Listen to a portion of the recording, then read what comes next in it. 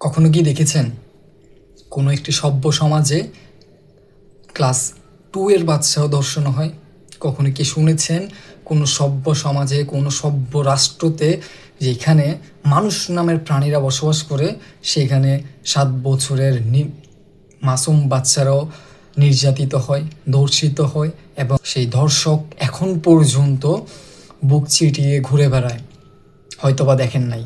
পৃথিবীর অন্য কোনো দেশে এর নজর আছে কি না জানি না, কিন্তু হ্যাঁ, আমাদের এই গর্বময় বাংলাদেশ, আমাদের এই চেতনাময় বাংলাদেশ এখানে অবশ্যই আছে। এখানে আমরা আজকে স্বাধীনতার 55 বছর পরেও চেতনা বিক্রি করছি, কিন্তু আমরা নাগরিকদের কোনো ধরনের নিরাপত্তা দিতে পারছি না। আমরা শুধু জনসাধারণদের মাধ্যমে শুধু বক্তব্য দিতেই পারি।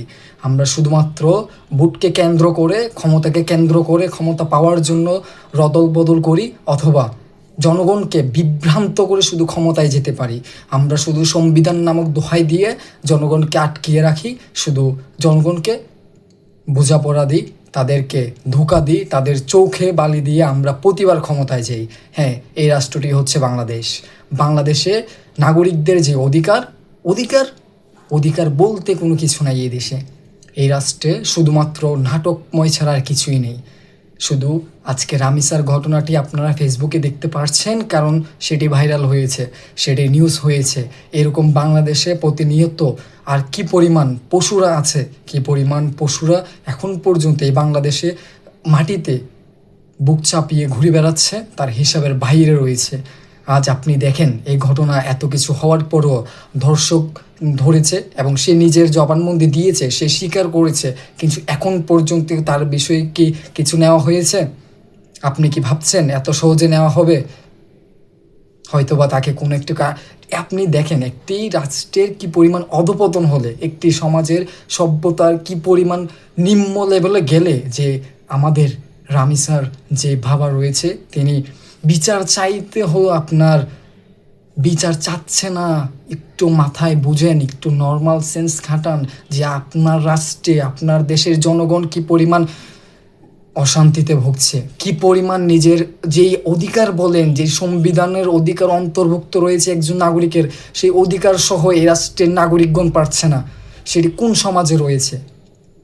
এরকম কোন সমাজ রয়েছে যে সমাজে, সভ্য সমাজে ক্লাস 2 এর বাচ্চা ধর্ষণ শিকার হয় এবং তাকে ধর্ষণ করার পরেও খণ্ডিত করা হয়, তার দেহের পার্ট, বিভিন্ন পার্ট শুধুমাত্র তথ্য লোপাট করার জন্য? এখন বিভিন্ন নেতারা বিভিন্ন বড় বড় বক্তব্য দিয়ে তাদের রাজনৈতিক স্ট্যান্ড নিবে, কিন্তু আমরা দেখব 2, 4, 5 মাস পরও এই ঘটনার কোনো সুস্থ তদন্ত হওয়ার পরও এই ঘটনার অলরেডি আপনার আসামি ধরা হয়েছে, সে স্বীকার করেছে, এবং এরপরও কি তাকে কি আপনার মনে হয় যে এই দেশের আইন, এই দেশের আদালত কতটুকু শাস্তি দিতে পারবে? আপনি দেখেন, আরবার ফাহাদের আসামিরা কি এখনও শাস্তি পেয়েছে?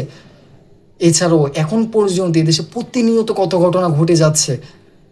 আমার এই দেশের নাগরিক হিসাবে আমি খুবই শঙ্কিত। আমি শঙ্কিত আমার নিজেকে নিয়ে, আমি শঙ্কিত আমার আগামী প্রজন্মকে নিয়ে, আমি শঙ্কিত আমার ফ্যামিলিকে নিয়ে, আমি শঙ্কিত আমার মা বোনদেরকে নিয়ে।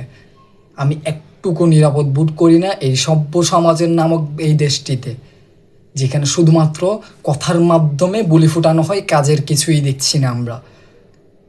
আমরা জানি না আর কত লাশ পেলে এই দেশে মানুষের যে গুরুত্বপূর্ণ অধিকার বলা হয়, যে একজন সভ্য নাগরিক হিসাবে একটি সভ্য দেশে বেঁচে থাকার জন্য মানুষ হিসাবে জন্ম নেওয়ার পর যে অধিকারগুলো তার থাকা দরকার, যে ইনসাফ তার থাকা দরকার, আর কত মানুষ গেলে, আর কত বাচ্চারা তাদের প্রাণ দিলে, এরকম আর কত শিশুরা তাদের জীবন হারিয়ে দিলে এদেশের সরকার, এদেশের মিনিস্ট্রি, এদেশের আইন তা আমাদের সেই অধিকার বাস্তবায়ন করবে? আমরা জানি না।